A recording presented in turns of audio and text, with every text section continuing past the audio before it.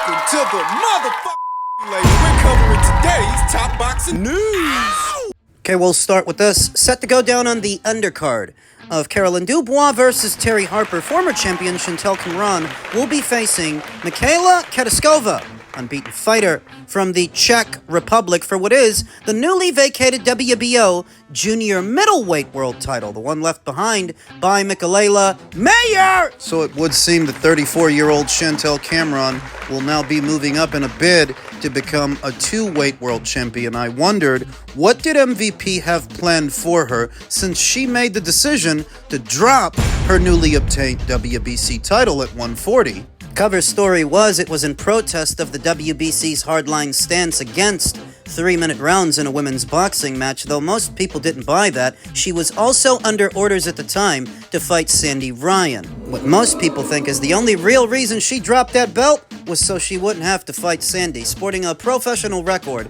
of 21 wins with 1 loss and no draws, 8 knockouts, having never been knocked out in 22 professional bouts. Would seem the WBO title became available at the right time for Chantelle Cameron to now move up. But if she's not scared of moving up and fighting junior middleweights, why would she have been scared to fight Sandy Ryan? It's because the talent pool at 154 is noticeably thinner than what you find at the lower weights. Michaela Kotaskova sports a professional record of 11 wins with no losses and 2 draws, 4 knockouts, having never been knocked out in 13 professional bouts. Though if you're wondering who she's been fighting, well, her quality of competition is quite pedestrian. The most noticeable name on her CV would have to be former champion Michaela Lauren, except that Michaela was close to 50 years old at the time they fought. She was 48 in November of 2024, where Kotaskova won a decision. That's the best fighter that Kotaskova has fought. Everybody else, it's just journeywomen, gatekeepers, fighters of very limited professional experience. Nobody on the level of a Sandy Ryan. So if you're wondering, why would Chantelle duck Sandy at 140 to then move up and fight this girl at 154? Well, this girl's no Sandy Ryan. She might be competing at a higher weight than Sandy Ryan, but that doesn't make her better than a Sandy Ryan. So Chantelle is willing to roll the dice, last in action in July of last year when she made her MVP debut opposite the Ring Canada's own Jessica Kamara, who she beat by way of a points decision. That was the only fight that Chantelle had last year. Evaluating Chantelle Cameron's chances of becoming a champion at this weight, need I remind you that Natasha Jonas, who used to fight all the way down there at 130, she was able to move up to 154, picked up, what was it, 2, 3 titles at this weight? Terry Harper, she picked up 1 too. At one point, the only champions at this weight were girls who used to fight at 130. There's a girl who used to fight at 130 holding a title there now, in Michaela Mayer. She might have dropped the WBO title, but she still has her WBA and WBC titles at that weight. And so, if Chantelle manages to become a champion at this weight, and I think she can, that could set up a potential unification match with Michaela, could set up a potential unification match with O'Shea Jones. She's got the IBF. The thing about O'Shea is, O'Shea's not a smaller fighter who moved up to junior middle. She's a natural junior middle with generous physical dimensions for the weight to maybe one day campaign at middle, perhaps as high as super middle. So evaluating Chantelle Cameron's chances of victory and becoming a champion at this weight, it's entirely possible because smaller fighters than her have already done it. She can do it.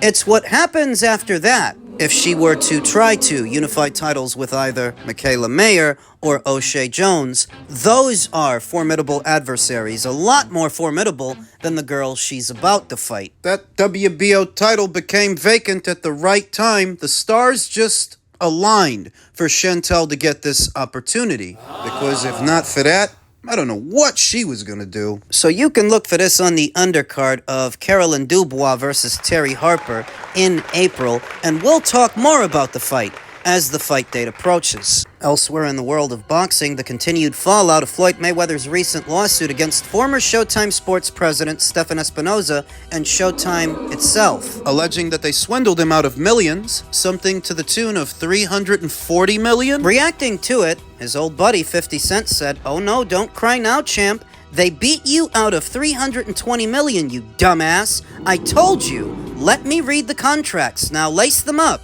You've got to look good fighting Mike. whether it's Mike Tyson or Mike Zimbitis, then maybe we can get Bud to beat your ass for some big money. I remember years ago, 50 Cent was one of the first ones to say that Floyd Mayweather had spent all his money and he was broke.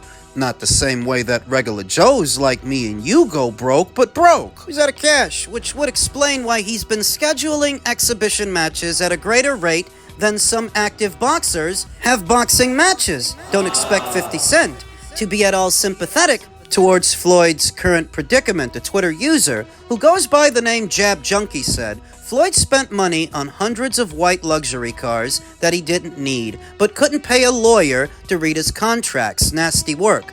God has a way of humbling us. Money is the root of all evil, and he was all about it. I wish I felt bad for him. Many such tweets. I'm not seeing an outpouring of sympathy for Floyd's current predicament, that he was allegedly robbed of millions. What is Money Mayweather?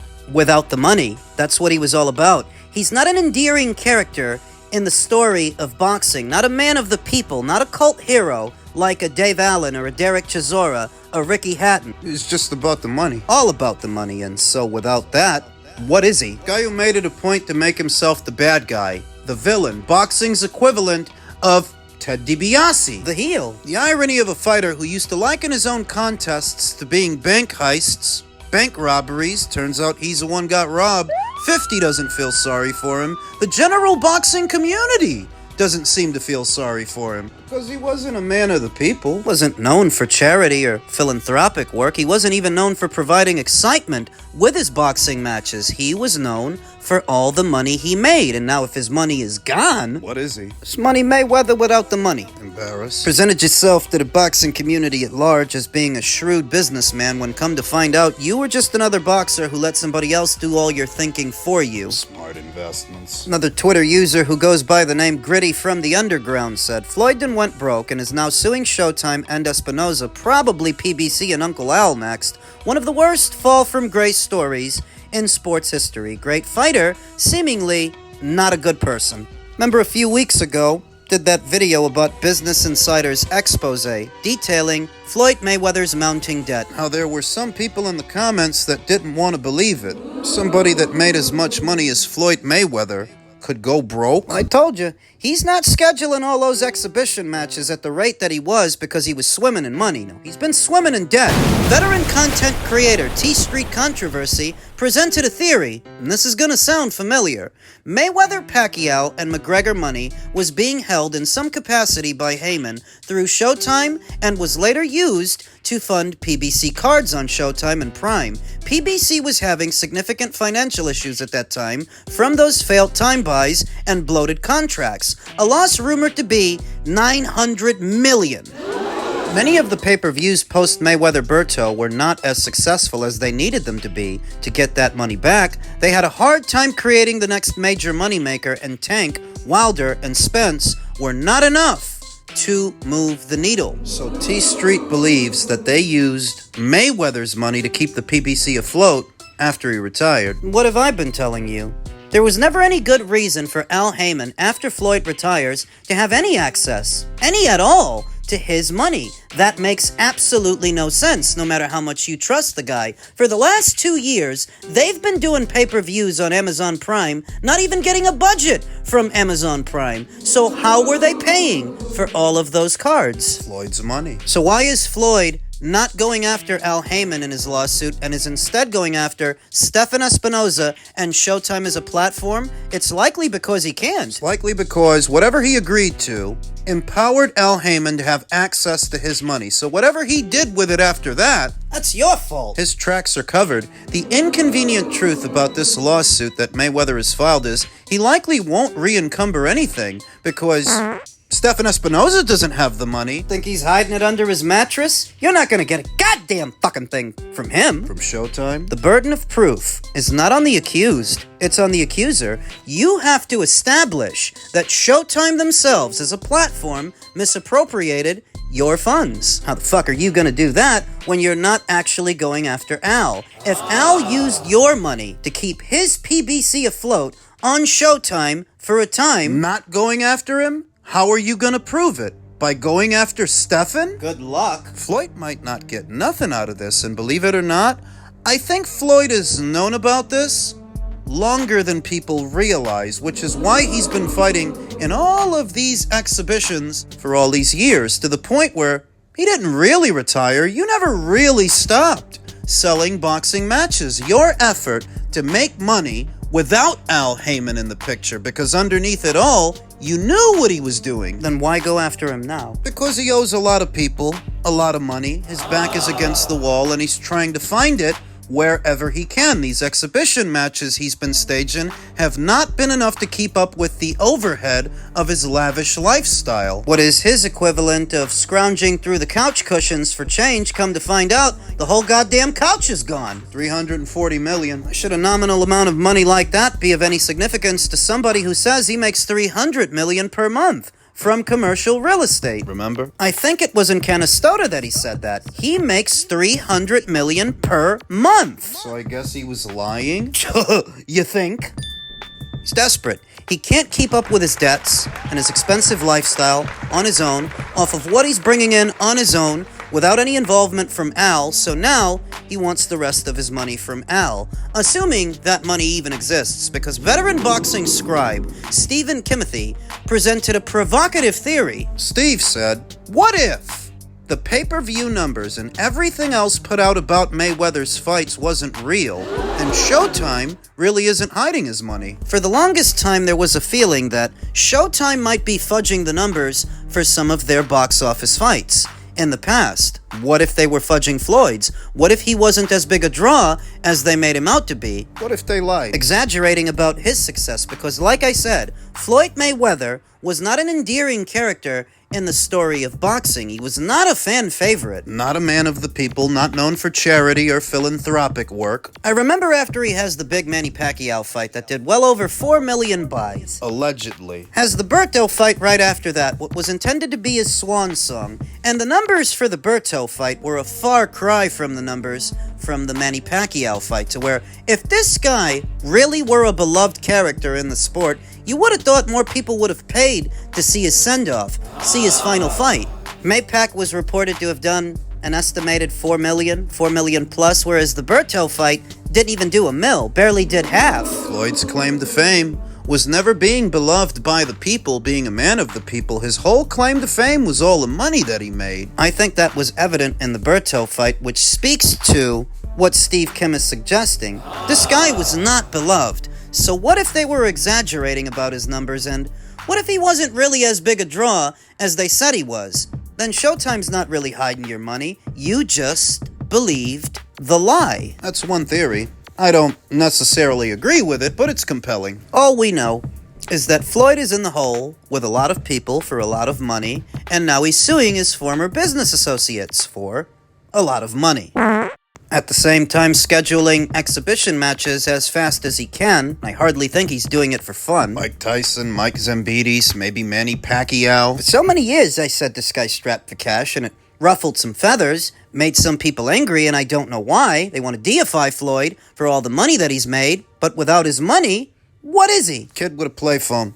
Kid playing a business guy. Doesn't know enough about the business or his own business to account for the money that's been stolen from him. So he's just now doing something about it. And I don't think it's gonna work. Elsewhere in the world of boxing, Shakur Stevenson vacates WBC lightweight title in a statement released by the World Boxing Council. They've confirmed that Shakur Stevenson has officially vacated his WBC World Lightweight title following his win this past weekend over then WBO champion Teofimo Lopez. The official statement from the World Boxing Council reads, "In light of champion Stevenson now being the reigning WBO Super Lightweight World Champion and consistent with the WBC rules and regulations, the WBC has declared vacant its lightweight world title. The WBC wishes champion Stevenson continued success in all his future endeavors, both inside and outside of the ring. The WBC will provide further information regarding the process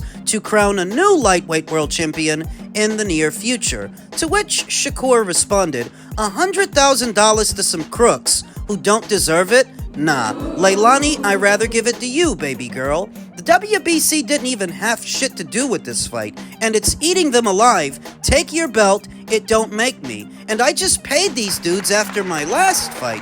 What the hell am I giving y'all $100,000 right now for? Because y'all got beef with Bud, so come at me for it? Revealing insights into the World Boxing Council's inner workings, they're expecting payment from a fighter who wasn't even fighting for their alphabet title, on the premise that he holds it at another weight. They want in on the action. Even though the WBC title was not on the line this past weekend. That's some racket they're running. So he's supposed to pay the WBO for the title that he's fighting for at 140, and he's supposed to pay you guys. I suppose it's neither here nor there, because I wasn't expecting Shakur to hang on to that title anyway. A lot of the intriguing fights that Shakur is looking at don't involve him dropping back down to 135, and what's at 135 right now? Raymond Muratalla, who's about to move up? Floyd Schofield, that already ducked him, or Gervonta Davis, who's been ducking him and has no intention to fight him, least of all when he's got mounting legal troubles that could end his boxing career. The fuck was he gonna go back down there for? Veteran boxing scribe Marcos Villegas said, "We are seeing the beginnings of fighters diminish the worth of belts when it's advantageous to them. I mean that in the sense on the come-up fighters will care, but once they get to a certain point, it may mean less and less." We already saw this with Canelo Alvarez years ago when he dropped the WBC title under orders to face Gennady Golovkin. He chucked the belt. Many years before that, Riddick Bowe, then WBC champion, he chucked his WBC title. What's happening now isn't really new. It's been done. It's just my opinion, you can disagree. But the World Boxing Council was once again overstepping their bounds, expecting a fighter to kick out money to them for a belt that wasn't on the line. What the fuck? They want to keep as many titles in circulation as possible to collect as many sanctioning fees from fighters as possible, as many times as possible, and it's ridiculous. That's why these recent amendments to the Muhammad Ali Act, limiting their activity, cutting into their revenue stream. That's why I said it's a good thing. It's necessary. These guys are out of control. I believe that Mauricio Suleiman is an even bigger blowhard than his father was. He's worse. Mauricio, in his own words, called the World Boxing Council a non-profit organization. But why would a non-profit organization ask for so much money so often from so many fighters? Now, every time a fighter chucks the WBC title, it devalues how prestigious it's supposed to be, because that's what they pride themselves on, being more prestigious than the other sanctioning bodies. Based on what? They're not the oldest organization or the most well-run. They just ask for the most money. It's about time the fighters themselves put a stop to that.